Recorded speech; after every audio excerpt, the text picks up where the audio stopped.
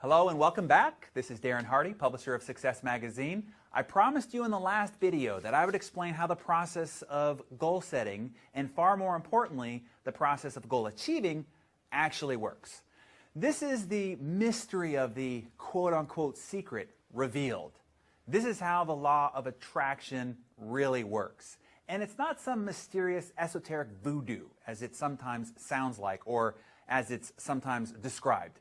It is far simpler and more practical than that. You see and experience and get what you look for. If you don't know what to look for, you certainly won't get it.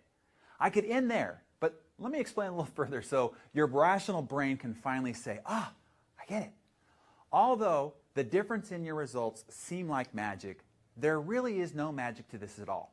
By our very nature, we are goal-seeking creatures. Your brain is always trying to align your outer world with what you are seeing and expecting in your inner world. What you instruct your brain to look for, the things you want, you will begin to see them. In fact, the object of your desire has probably always existed all around you, but your mind and your eyes weren't open to it. You see, we are surrounded with billions of sensory, visual, audio, physical inputs of information each day. To keep ourselves from going insane, we ignore 99.9% of them. You only really see, hear, or experience those you focus your mind on. Does that make sense? It's not mysterious at all. It's actually quite logical. Now, whatever your mind is thinking on the inside is what it will pay attention to in the space of the 99% of everything else and all of a sudden see it. Did you ever start car shopping and then started to see the model and make of the car you were shopping for everywhere? Seems like there are a ton of them on the streets all of a sudden. More likely they have been there all along, but you weren't paying attention to them, thus they didn't really exist to you before. Here's another example. Take this simple test. In the room that you're sitting in right now, count the number of red items that you see. Take 5 seconds and count as many as you can. Go. How many items did you count? Now, without looking, eyes closed, how many items in the room do you remember that were blue? You probably can't recall many at all. Now, open your eyes and focus on all the blue items that you see around the room, and you'll probably see a lot more than you remembered. Why? Because the first time you weren't looking for them. Thus, you didn't see them. In your first reality, they didn't really exist at all.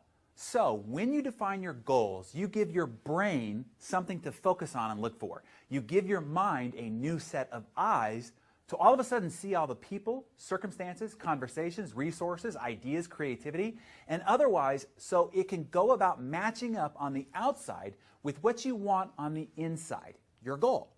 It's that simple.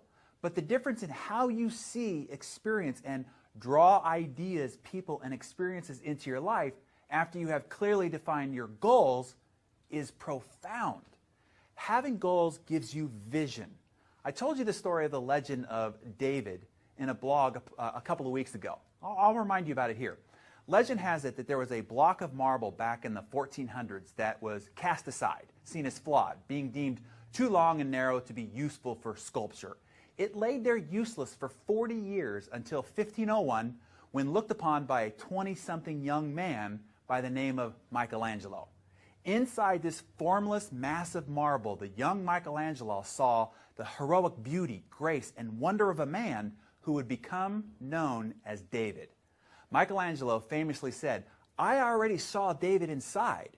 I only had to release him by chipping away at the marble that trapped him in." Pre-sketched goals gives you that kind of vision. Additionally, goals give you direction. Having a goal fixed on the horizon gives you something to navigate towards. Here's an example. 3 boys are out hiking and they come to an open field. They decide to have a contest to see who could walk the straightest line. The first 2 boys studied each step, carefully putting one foot in front of the other. When they looked up, they could see that they had zigzagged or arched off in one direction or the other. The 3rd boy walked a perfectly straight line and did it with much more speed. How did he do it? He kept his eyes focused on a single tree in the distance and simply walked directly toward it. While most people may be paying attention to what they are doing or where they are going day to day, It is only when you have goals set out on the horizon that you can directly and expeditiously advance your life in that direction. Maybe you've set goals for yourself before and they didn't work. Or maybe you didn't work. There are 5 big reasons why most goal-setting attempts fail. Let's go through them quickly. 1, your goals are nothing but a wish list. Goal achieving is not simply the act of writing down a wish list and sending it off to the North Pole, expecting some magical character with an army of elves to work tirelessly to materialize your goals as you sleep peacefully with sweet visions of sugar plum fairies dancing in your head. You cannot simply write down a list of wants on New Year's Day, stick it in a drawer for the rest of the year, and wait around for your life to change. Here's number 2. You have dirty goals, meaning your goals are as clear as mud. Your goals have to be crystal clear. You have to give clear instructions to your brain in order for it to see and draw into your sights what you need to accomplish your goals. Just like the combination on a lock, the digits in a phone number, or an ATM code. If it's off by only 1 digit, it won't work. Number 3, your goals are hot. Hot air, that is. Proclaiming your goals is just the starting point. You can't proclaim that you are going to the moon. You better have a very detailed and effective plan on how you're going to do it. Now you have to actually draw a map on exactly how you're going to get there and define the resources you'll need to arrive safely. Number 4, you have no Houston or management and control system. Launching is one thing, but then you need a reliable management and operating system that will keep you on track, continually measure your progress, and monitor through your journey through the unknown. This is critical. Tons of people start. They start diets, they buy books, they sign up for new businesses or gym memberships, they begin new date night routines, etc. Starting is not most people's problem. Staying, continuing, and finishing is. That is where having a management system to help see your goals through is what's critical. It's what separates the dreamers from those who end up living their dreams. Okay, here's number 5. Lack of reinforcements, the support and guidance of people and resources that you will need all along the way. In the next video, I will show you how I can guide you through all the potential pitfalls to ensure that you have precisely the formula for achieving the boldest goals and the wildest ambitions that you can dream up. I want to show you how on December 31st, you can look yourself in the mirror and say goodbye to your old self. Life will never be the same again starting right now. You can alert your tailor, your CPA, your banker, your spouse, your kids, maybe your therapist.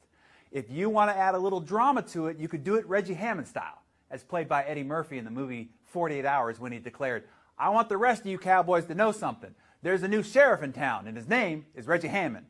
Y'all be cool. Right on." Are you up for the challenge?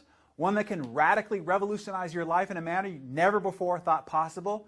If you're serious and ready to commit to a process, I will show you. I will promise it will be one of the most important decisions you will ever make for your life's success. I can personally testify to this. And I'll see you back here next week.